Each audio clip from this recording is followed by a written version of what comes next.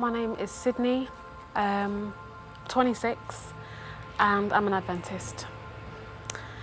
I've been an Adventist all my life, but I would say I've personally got to know God in the last year. God's brought me through so much. He's brought me through so much.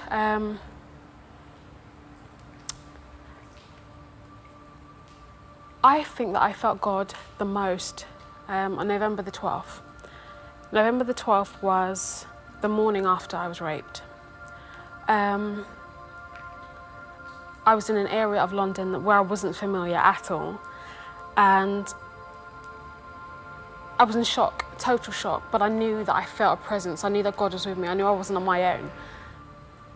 That was one of the hardest things. Telling my family is one of the hardest things I've ever had to do.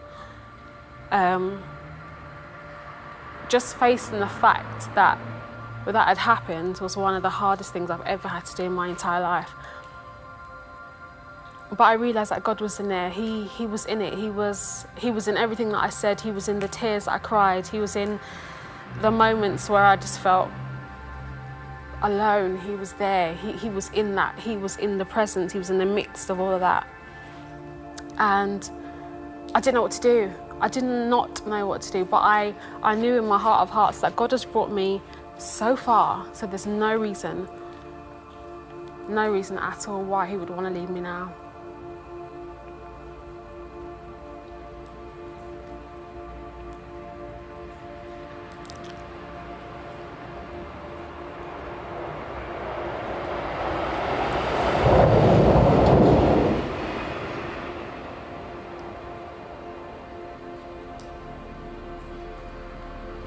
I was at a place where I was ashamed. I was embarrassed and I was ashamed.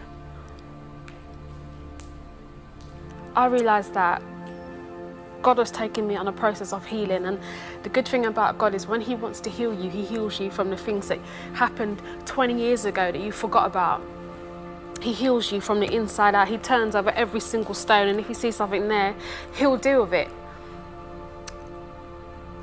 After a couple of months, God took me past the rape. He took me past all the shame, past all the embarrassment, past all of the awkward moments with the family.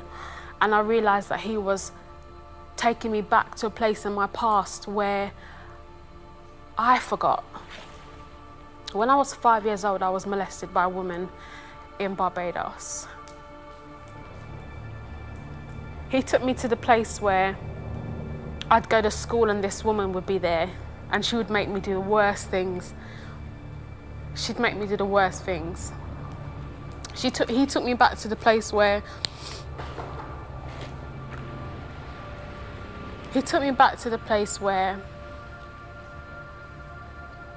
I'd go to school in my uniform and my little socks and my backpack, and I'd come home from an all-girls school smelling like sex, because this woman would ruin my life, completely ruin my life all day, every day.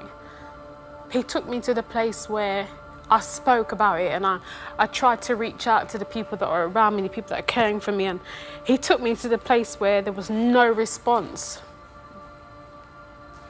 My God was there. He knew what he was doing. Even then, he did not leave me. He did not leave me, and he carried me, and he carried me, and he carried me, and he's still carrying me now. I'm standing today because God kept me. I'm still standing today because God kept me. And I'm proud that he kept me, because nobody else did. Right now, I'm the happiest I've ever been, and these tears, please don't misinterpret. These tears are not tears of pain, they're tears of joy. They're tears of joy because I've seen what my God can do. I've seen what he can do. I've seen what he can do. Those days when I just didn't know what to do and I was looking for love in all of the wrong places, he was there, he kept me. I tried it all. I've gone out there looking for man. I've gone out there looking for a father figure, looking for a mother, looking for this, that and the other. I've gone out there and I've sat in that seat where I've been in church and I've seen that family unit. And I've wanted that for myself but never had it. God's given me that now. After November the 12th, 2010, God gave me a new family. It's not about dwelling on the past, and it's not about the victim mentality. It's about saying to God, you know what? This is what happened, but take what's left of me and make something good of it. Take what is left, the little that's left. You might have to add to that, but just take it and do whatever you want to do with it so that your name is glorified, because at the end of the day, that's the only person that will understand. He's the only one that will understand you. He's the only one that understands me. And that's why I'm here. I'm here because who would I be to deny Christ this opportunity to be glorified and honoured? Who would I be to not tell of how he's brought me through, not tell of how I felt like I was damaged, not tell of how he's completely changed my life around. And although I'm still in the healing process, I've got faith that he's going to bring me through. But I tell you what, he's going to bring me through, and I'm not even going to recognise myself, because that's the kind of healing that he's trying to work with. Someone out there needs to know that there's no shame. God's not ashamed of you. There's no shame. And he's waiting for you to stop mourning what happened and offer him what you have left, the little that you have left.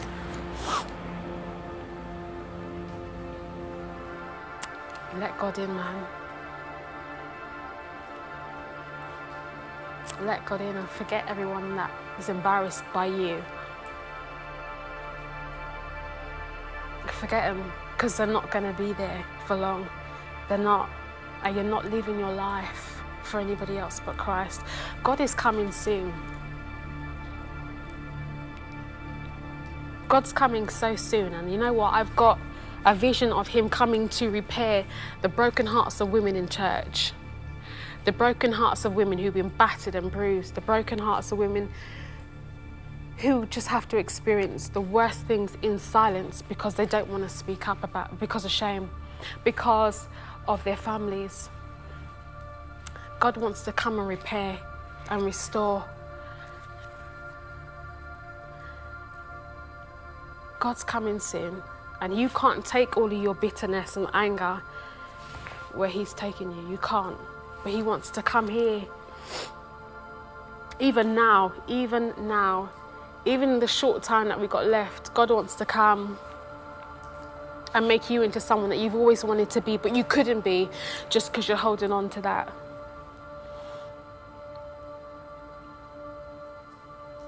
He's done it for me.